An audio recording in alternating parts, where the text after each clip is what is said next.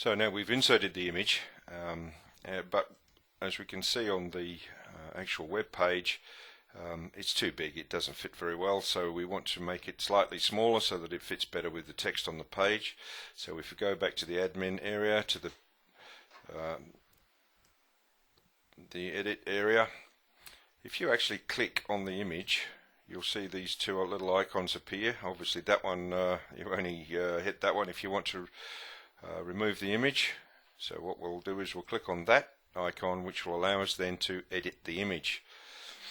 As you can see, it's come up, it's asking us what we want to do with the image, yes, we want to leave it left. No, we don't want to edit. Well, yes, why don't we just insert a caption at this stage so that you can see what happens when a caption is inserted. We'll do that, but we actually want to reduce the size of the image, which can be done using this function here.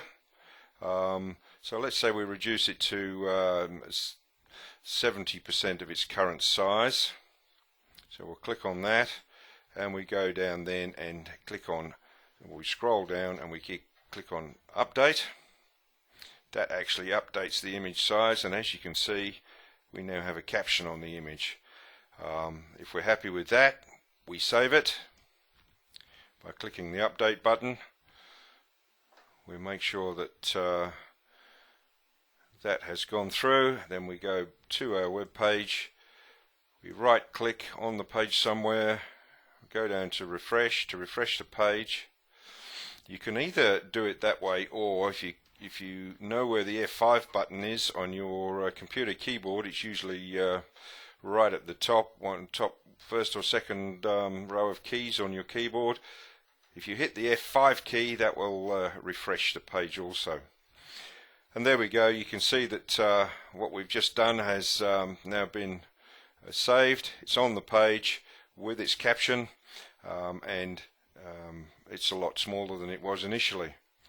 The other way to edit the image, the size of the image, if you want an exact size rather than using the percentages, you click on Advanced Settings, and in the Advanced Settings area you can actually adjust the image size using these little boxes here. What I normally do is I don't want to try to keep I want to keep the same overall proportions of the image, so I just remove the actual height measurement and change the image width size to suit what I want to see. Also, if we want to put a bit more of a space around the image, between the image and the text, we can do that by entering a figure here. A good figure to use, or a good space size to use under normal circumstances, would be 10 units. 10 units.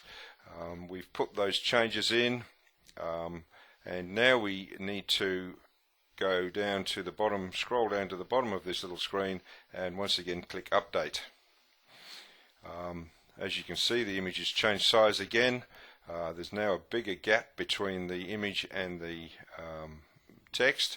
Happy with that, so we click update to save the page.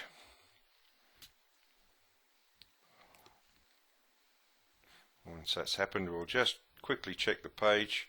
So I'll hit the F5 button on my keyboard this time. And there we are, a bigger image. In actual fact, there's a little bit of a problem here. It's not working very well in the caption with the changes that we've just made. So we'll need to go back and change it again. We won't do that in this tutorial though. We'll finish this tutorial and go on to the next one.